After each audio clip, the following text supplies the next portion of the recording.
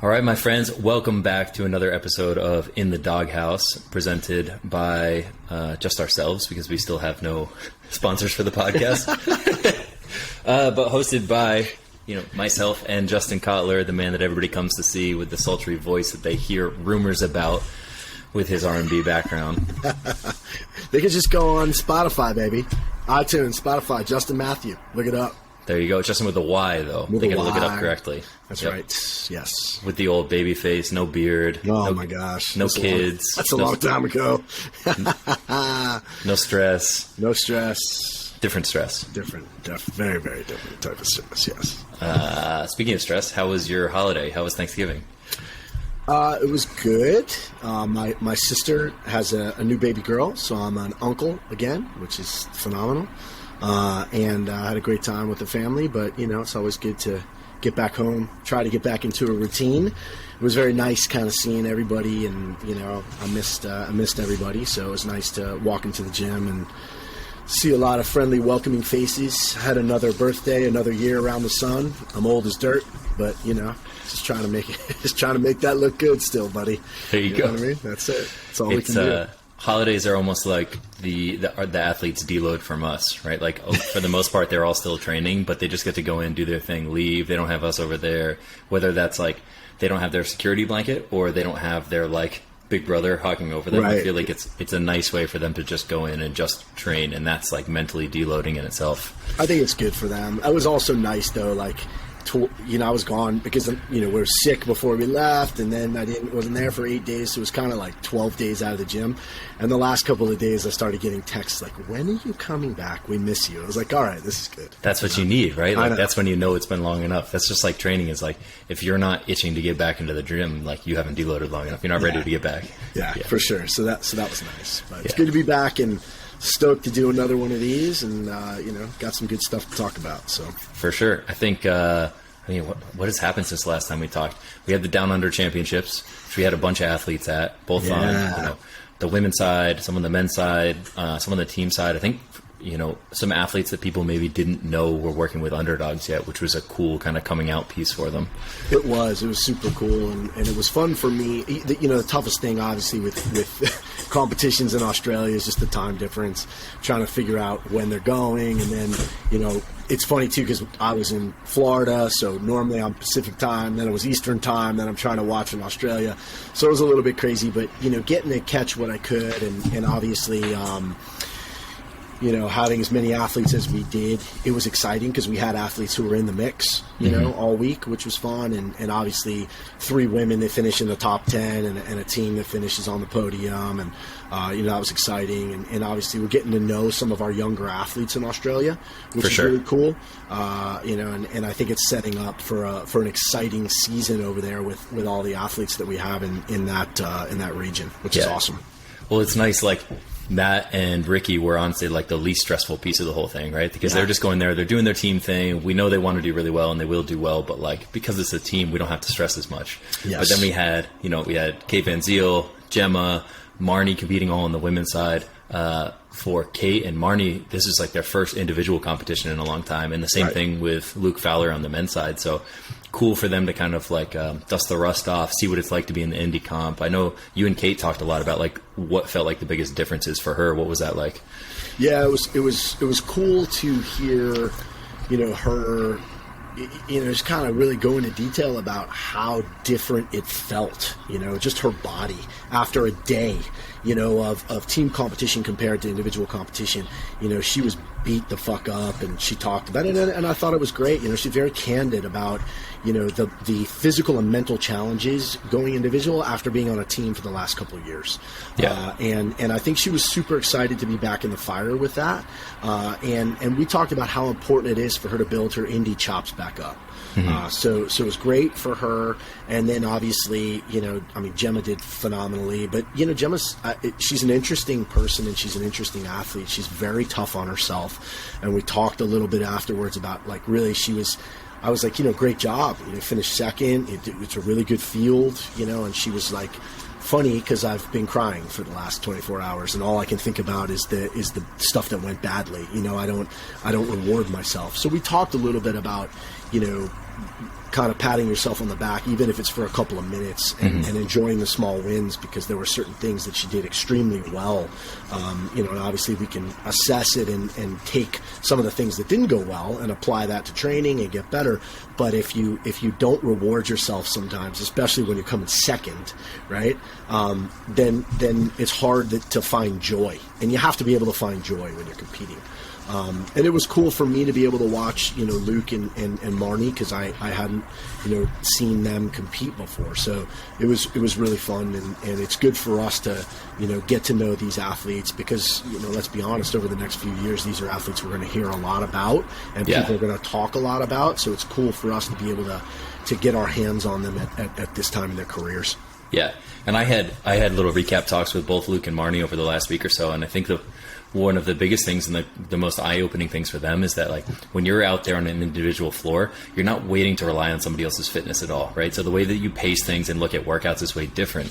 And so like Luke specifically, we talked about places where he just lost ground because he overpaced things, because I think that he's so used to, like, what's our team pace? When something's a strength for me, maybe it's a weakness for somebody else. And so he's used to, like, his 85% on that thing, where now in the individual field, it's like, no. Like, when I find my strength, like, I got to go eat. I got to go after these things. And so I think it's cool stuff that he can bring back to training. I know, that crew from Selwyn is all doing New Zealand Nationals coming up soon. And so they get another opportunity to kind of get after it. And I think that whole crew is going to be good. For that.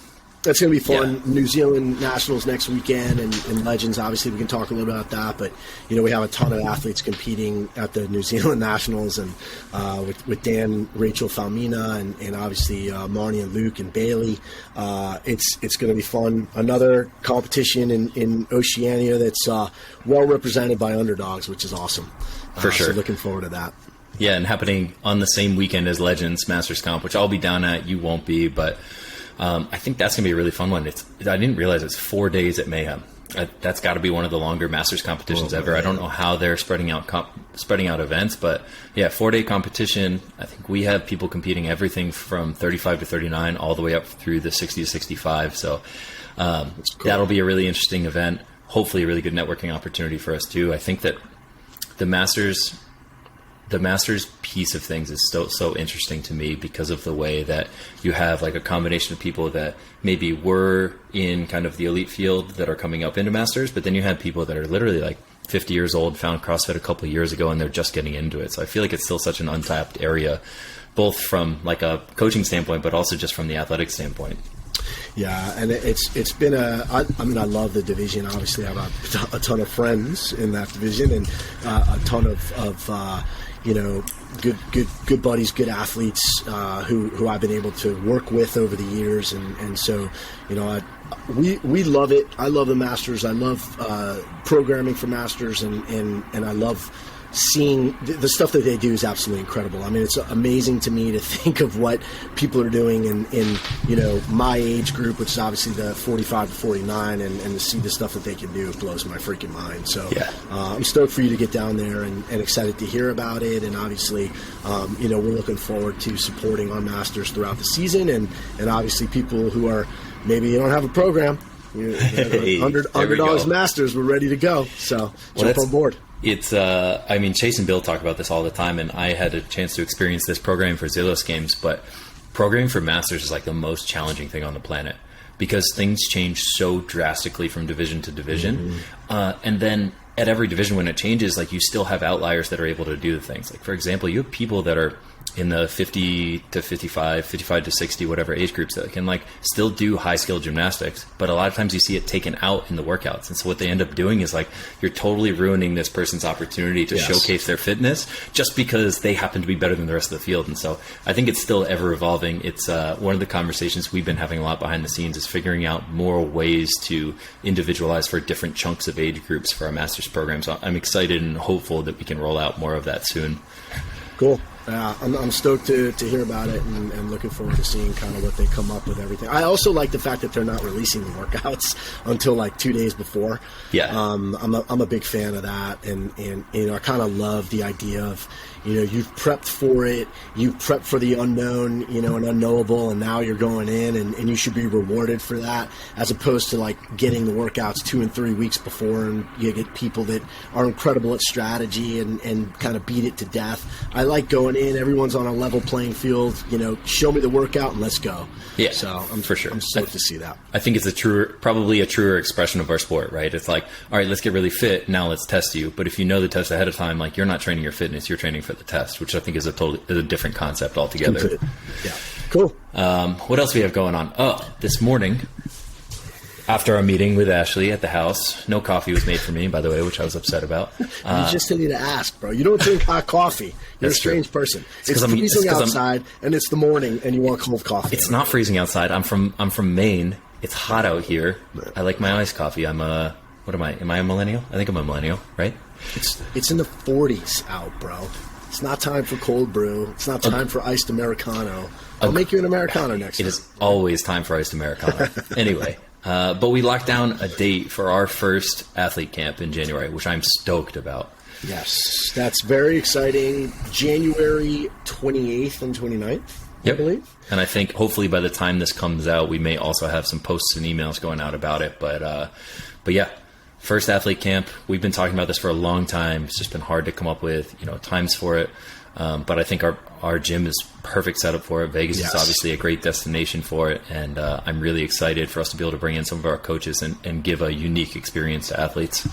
Absolutely. I think it's going to be a can't miss experience for a lot of, Underdogs athletes around the country and people who maybe aren't even part of Underdogs yet. We're going to have some unbelievable coaches there. We'll obviously have some great athletes there. You'll be there, which is enough to come. I'll be there, shaking hands, kissing babies, that type of thing. But it's a blast, man. I can't wait to see who comes out, and it'll be our first official camp. It'll be very exciting, and I hope we'll get a ton of people to come out for that. I know we will. So that's going to be very exciting. And then last thing before we dive into what is supposed to be the topic for the day, which is talking about this upcoming cycle, but we have a guest coming into town this week, right? Oh, yeah. That's very exciting. Ariel Lowen, she gets here tomorrow. Ariel, Carrie Pierce, and Alex Gazan are on a team together for Wadapalooza. So Ariel's coming here, and I put together a couple of days of team programming for them. People who have subscribed to the Underdogs team programming, which we collaborate with Chase Ingram on, will recognize a few of those workouts. And then I pulled a workout from Down Under, which I just really liked. That was a great Down Under team workout. And then I put together a couple of new workouts, and they have so they're kind of going to go through a simulated weekend, although for them it's Wadapalooza is only 2 days. This will be 3 days of team programming. They're doing 2 workouts a day, so it'll be super exciting. We'll get some footage of that, and I think it'll be a lot of fun. I can't wait. She's an awesome person. Ariel's awesome. I think she'll fit in really well with our group. I've always had a blast with her at competitions every time. Her and her husband are awesome people, and I know Carrie and Alex are super excited to throw down with her. So I'm looking forward to her getting out here. Yeah, it's gonna be a lot of fun. I think it's an awesome opportunity for Alex to continue to learn from them and just to be pushed by them, because even though Carrie's out here, she's not always in the gym every single day. So that'll be awesome. And then Ariel brings such a different dynamic and different skill set. I hope that the rest of our crew gets to spend enough time around them. Yeah, I mean, I think Ariel actually kind of reminds me a lot of Carrie in the sense that outside the competition floor, she's just the sweetest thing in the world, and so is Carrie. And then when 3-2-1, you hear 3-2-1 go, she turns into a killer out there. Won an event at the games this past year, and which wasn't just any event. It was like nighttime event, with the new movement. Yeah, parallel bar, traverse, and dips, and power cleans. That was a super cool event to win, and obviously, I think she finished 11th this year at the games, just outside the top 10, and was in the top 10 basically the whole weekend. I think until the final day. Yeah. But a phenomenal athlete, definitely one of the top 10 in the world. She finished 10th at Rogue, and somebody who I know will love having around, and I'm sure the athletes will be super stoked that she's here. For sure. And then for the rest of our Underdogs people, anybody following our template knows this week is a deload week for us. We chose to do a deload after the holiday, which is different than what we did last year and different from what I would conventionally have thought. But what I realized was that most people get time off around the holidays, and so that's like their least interrupted time to train. And so rather than deloading that week, we chose to treat that as a little bit of a peak week. Obviously communicated with everybody that we can make adjustments if we need to, but deloading this week, hopping into a new phase, and where we're at in this timeline, it's tighter than I even realized. We're 6 weeks from Wodapalooza, 11 weeks from the Open, and only 15 weeks from quarterfinals. Yeah, that's ridiculous. So whereas it seems like it's, middle of holiday season, middle of the winter, it's an off season, but like, dang, we're right in the middle of like one big phase building up to quarterfinals, which for a lot of people is like the biggest test of the year, because that's the one that decides if you can make it to semis. And for most people, that's your sigh of relief. It's like, all right, I made it to semis. Now I can kind of like enjoy my experience, because I think that's where expectations start to change for people that might not be, perennial games athletes or knocking on the door. They're just like, no, I'm trying to get to semis. And I think that's what a lot of, the people following our template are doing right now. Yeah, it's one of my favorite phases, because we're essentially going into open prep. And I think that when people when they hear that open prep, you kind of start to get the butterflies, because it's like, okay, season's coming, and we're right on the brink of it. So yeah, I'm excited about it. We've got some good stuff planned, and we can go through a little bit of that so people kind of know what's coming up. And but yeah, it's a great time of the year, and we're almost there. I mean, it's crazy to think, actually, if you want to be technical about it, right? I mean, I think people can currently sign up for the Open. Yeah. So, I mean, and essentially we encourage them to do so. Yes. Yeah. So we're in the new season, and but you can expect that we're going to get you well prepared for obviously the Open, and then aside from just having this new cycle coming out, we're also we touched on it a little bit, but we're going to have our Open Prep Athlete Camp. Yes. On January 28th and 29th. It coincides nicely with this Open cycle. Yes. And so kind of leading into talking about some of the things about the phase, just general question that I think is a good one for you, but given the current structure where, we still know that we get 10% of people from the Open getting into quarterfinals, with the crew that you have, like, how do you approach Open Prep? Do you approach it as Open Prep, or do we just kind of overlook it, knowing like, okay, your fitness is probably good enough to get right through the Open, we stay focused on quarterfinals? I can touch more on our RX track and how we make adjustments, but tell me about the elite crew. Yeah, I think that's a phenomenal question, because I think it's changed. I think for the past couple of years, it's essentially been, you're going to train through the Open. The Open's just, whatever the Metcon is, just another Metcon for the day. But we still don't have the details on them, but the worldwide rankings are going to shake things up a little bit. The Open is going to be a part of the worldwide rankings. The worldwide rankings are going to determine how many spots, not guaranteed spots, but added spots athletes are going to get to their semifinals. So that's going to be an integral part of the season. I'm hoping that we're going to get it defined soon, essentially like how they're going to come up with the worldwide rankings, exactly whatever that formula is. I'm sure it's going to be confusing for a lot of people. My understanding is that they're going to go back a little while and look at competitions, look at kind of CrossFit sanctioned events, and draw from that. But the Open and quarterfinals will play directly into how many spots semifinals will have around the world. So the Open means more this year, especially for those athletes that are looking to make the games, right? Depending on how you do, if you've got a better worldwide ranking, you're going to ramp up the worldwide ranking for your region, and you might be able to get an extra spot, which is huge. So I think we're gonna have to take it a little bit more seriously this year. I don't know that it's the end all be all, obviously, but I think you're gonna see people, instead of maybe just doing the Open once and being like, fuck it, I know I'm gonna get through. I think you might see more redos this year, because I think people are really gonna want to put a good number up to boost their worldwide ranking. Interesting. That's cool.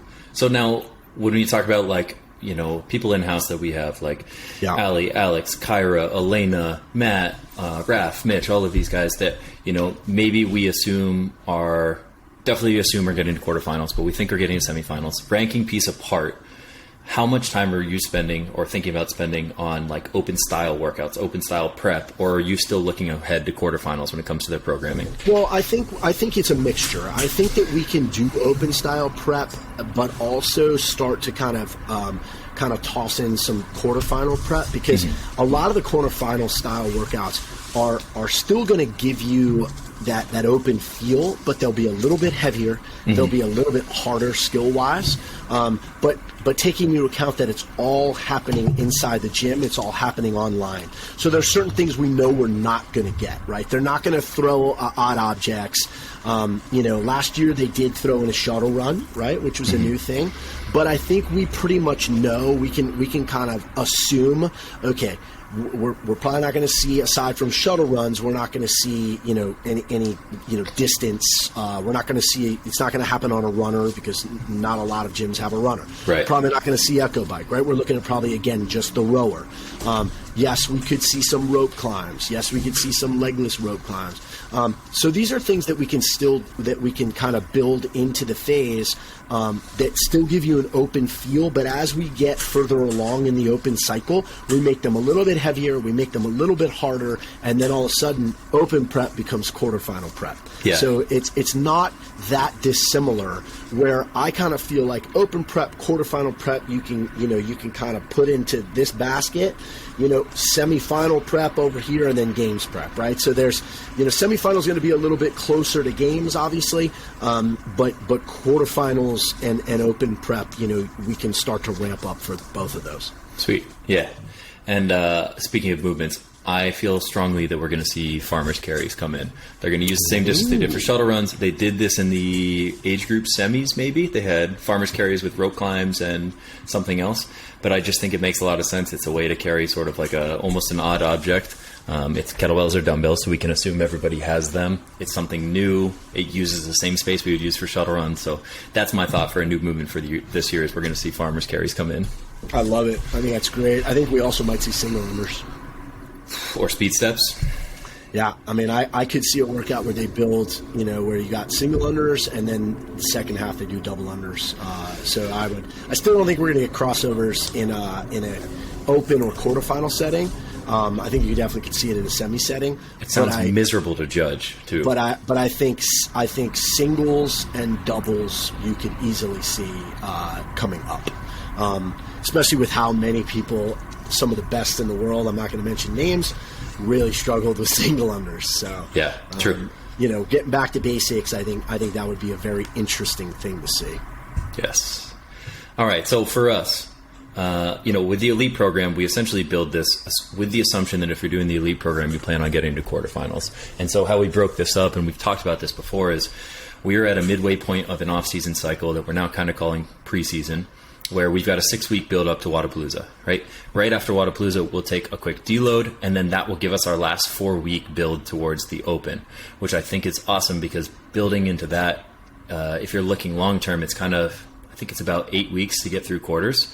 And so I see that as like an 8-week block with, one maybe deload week at the end of the Open that breaks it off into 4 and 4. And so it's a nice progression for us from what we're doing. Just like you said, really focused on that kind of in the gym, cycle speed transition emphasis workout, where we're not quite getting out into the Open. We're spending a little bit more time on shuttle runs, on rowing, on double unders, those sorts of modalities to go with your traditional couplets.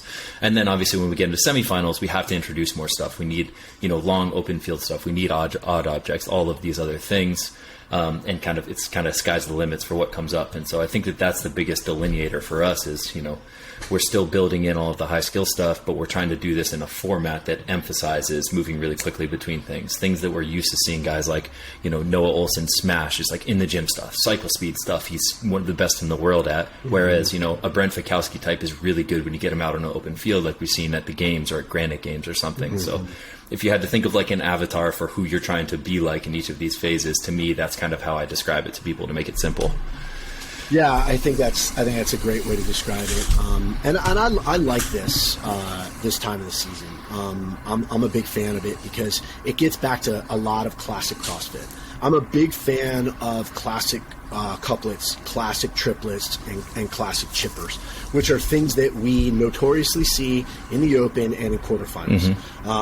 So I love being able to dive into that, being able to program that type of stuff. And obviously, listen, I mean, we're big fans of the odd object stuff, and of throwing in, odd movements and some of the quirky things. So people will still see that, now and then. But right now, the meat and the potatoes of this is to get people ready for what they might see in the Open and ultimately quarters, which is again a lot of the stuff that's classic CrossFit, which again is phenomenal for getting you super fit. Yeah, for sure. Yeah. And we even saw some of this in the gym today.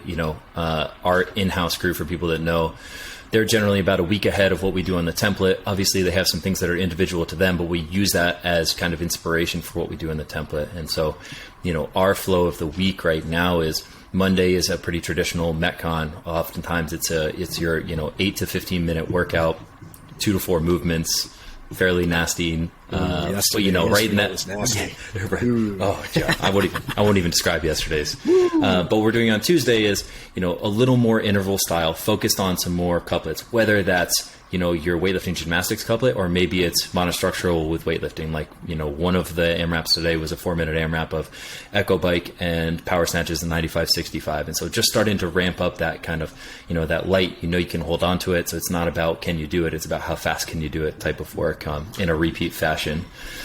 Yeah, I mean, I like to call it just like traditional capacity work. Where we're taking movements that forces people to have to be consistently moving.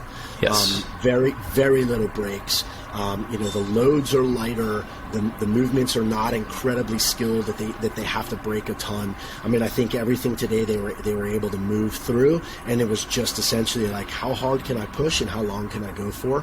And it's fun to watch. And again, obviously, we're lucky in the sense that we've got phenomenal athletes pushing against each other every day. For those people who are training by themselves, it's also like, hey, finding your goals and finding the motivation to be able to push yourself. But obviously, having a leaderboard for us, on Fitter, and being able to kind of draw upon that is motivation for people. But yeah, I think I think what we have going is super cool, and I think what we have planned for people over the next several weeks they're going to be excited about. Yeah, and I think I had conversations with some of the crew after they did today's workout, and when you see is again with this couplet of maybe it's a machine and gymnastics machine and weightlifting, it has very little to do with their capacity on the gymnastics or the barbell cycling.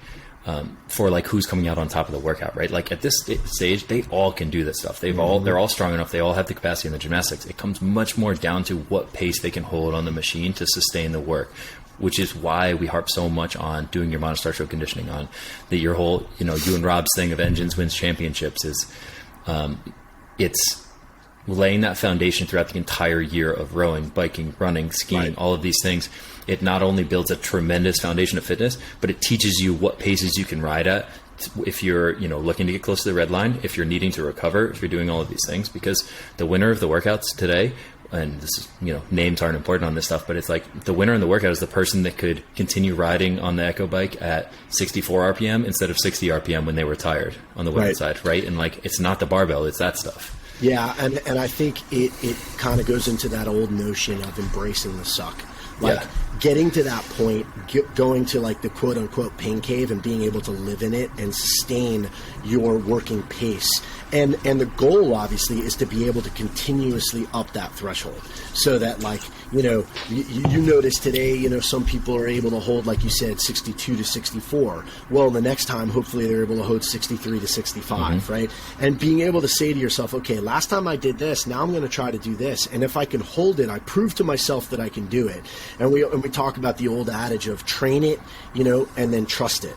Right. And the only way to trust it is to have trained it. And we're putting them in positions, and we're putting people in positions every week on the template also to train it and to ultimately then trust it under the gun and under fire.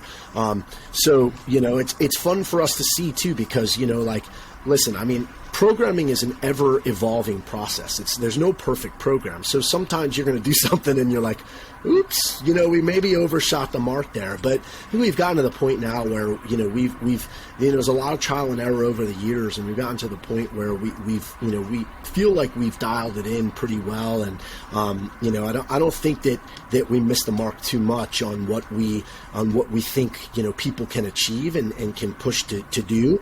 And it's fun for us, though, to obviously be able to see that happen every day in the gym with our in-house athletes. And then obviously have that translated into the template is huge. For sure. And then just so people know, kind of rounding out the week, and this is a different format from what we've done in the past, but how we're wrapping up the week with Metcons is Wednesday is actually going to be what we've traditionally done on Saturdays, and that's going to be our longer EMOM, 30 to 40 minutes. And for us, we thought of this phase as Wednesday is a good day in the middle of the week to kind of break up some of the intensity, bring in something longer, and continue to keep in some of the odd objects, some of the different movements that, we just need time and reps on, that you need to accumulate the volume on, but we're not necessarily looking for a ton of intensity right now because we're so far out from a competition that requires that, with the exception of Wodapalooza, which I think is the other reason we keep some of that stuff in, right? So, Wednesday long EMOM used to be Saturdays, but I think, that has now given us the opportunity to switch things up on Saturdays. And now instead of that long, moderate intensity workout, we're going to do more of like a full send Saturday type of thing, where, we're going to partner up the team. We're going to have them do intense bouts, 90 seconds to 3-minute bouts, one-to-one work the rest with a partner. And so we get to build in some team bonding, some competition with the crew, lots of intensity in kind of that weekend setting that I'm super excited about. Yeah, I think it'll be a ton of fun. And I think it'll be a ton of fun for people. Hopefully they'll be able to grab a partner and do some of the stuff. But even if they can't, even if they're by themselves, that's fine. They're going to be able to do a lot of the stuff, like we said, send it Saturday or full send Saturdays, where you can go really hard and intense. We'll build in the rest for people to be able to keep that intensity. But I think it'll create a really fun atmosphere in the gym, and I think it'll be challenging, but at the same time, it'll help people understand, kind of how far and how fast they can push it. Which I think in a lot of ways, it's interesting in a lot of competitions this year how many athletes I've spoken to that talk about, I overpaced, or I didn't know that I could do this. I didn't realize that I could do that at that pace, or I pushed too late in a workout where I could have probably pushed earlier. And I think that these workouts on Saturday that we're going to be coming up with, I think that'll give you a great understanding of all of those things. It'll help to define, what's that red line? What can I push to, and how long can I do it for? Which I think again is part of just the knowledge of understanding yourself as an athlete, which I think is enormous. I think it's going to be a cool, cool little twist that we're throwing into this cycle, and I'm excited to see how people like it. For sure. And then, you were telling me, obviously, I don't know how much people know this, but we kind of ding and dong putting together the programming. I'll put in some of the weightlifting. You do a lot of the gymnastics, pretty much all of the Metcon-based stuff. We work together on conditioning. But tell me about what we're doing with the gymnastics work that you were telling me. In the past, we've just done pretty basic, build your volume, build your capacity. But now we're sort of starting to mix that in with some pre-fatigue from other movements. Yeah, I think that's super important going into the open, right? Because it's not like we're going to see any open workout that says 10-minute EMOM of 30% max reps muscle ups, right? Like it's going to be. Last year was we saw in the quarterfinals we saw pistols, GHDs, and ring muscle ups, right? In the open. You had the thrusters and pull-ups and thrusters and bar muscle-ups, right? So everything is going to be under fatigue. So we're going to start to get into some skill work where we're creating that for you, right? We're going to put you under fatigue, and then we're going to see how your gymnastics hold up. And what we're going to do is we're going to do that over and over and over and over again, so that we're going to build your capacity, but you're also going to have a great understanding under fatigue of how your high skill gymnastics are, which I think again plays into having a good understanding of what you can do under the gun in a competition when stress is high, which is obviously the case for most people when it comes to the open and quarterfinals. So that's I think a really cool part of this next phase, which is I think an important differentiation between quote unquote off season when we're just trying to build virtuosity of these movements, and then the open when now we're getting to the nitty gritty and we really want you to understand where you are. For sure. So yeah, I think that's a great difference, and I think people will be appreciative and also stoked to do it, because I think it'll be a good eye opener as to where they are. Yeah, I think it's awesome, and I think what we're doing with weightlifting is somewhat similar in some ways, where, this past phase we just wrapped up doing some heavy singles, and I intentionally didn't call it 1 rep maxes because I didn't want that to be the primary intention of the program, because we have so many other components. We're building their gymnastics capacity. We've been in the middle of a tough off-season running program, and so all I want to see from people is like, what is your heavy single on the snatch and clean and jerk right now? Because we can build off of that. And I know that we're not totally peaked for it, because I don't need you to be peaked like you're going to an Olympic weightlifting meet. We need you to be the best CrossFitter you can be, right? But we've gone from kind of that heavy single feel to now transitioning where for the snatch we're building into some power snatch plus squat snatch complexes with additional work for the pull, really trying to work on being solid off the floor, being powerful in your snatch. For the clean and jerk, we're building into a complex. So again, taking that strength that you've built, putting it under a little bit of a different stress, adding in some of that fatigue. We've seen complexes over and over again over the last 3 years, so we know that it's important. But the way I kind of look at it is, we'll spend right now doing a tough, fatiguing complex for the clean and jerk. And then as that wraps up, we'll keep that a little bit fresher. We'll do some clean and jerk work after Metcons maybe, and we'll build into some of those complexes for the snatch as we get closer to that. So we have this opportunity where we're kind of alternating the two of them as we get closer, because it's just going to get tougher and tougher to peak both of them together. But it gives us an opportunity to work on all of these qualities, right? Hopefully over the off season they became better weightlifters. Now let's be better CrossFit weightlifters. Yeah, and again, it all ties into the open prep. I mean, we've seen complexes, a ton over the last few years in competition. The open quarterfinals, etc. So, yeah, I think it's a great time to do it. Obviously we're still working on some of our technical efficiency, but in general, like you said, I think everything is geared towards, okay, we're trying to not, in a sense, essentially like guesstimate, right? Like, okay, we could see this or this. And so I think it's a good way to handle weightlifting for this phase. Absolutely. Yep. Yeah. I'm stoked about it, and then, people are used to us having a lot of barbell cycling, a lot of overhead squat work, which somebody told me the other day.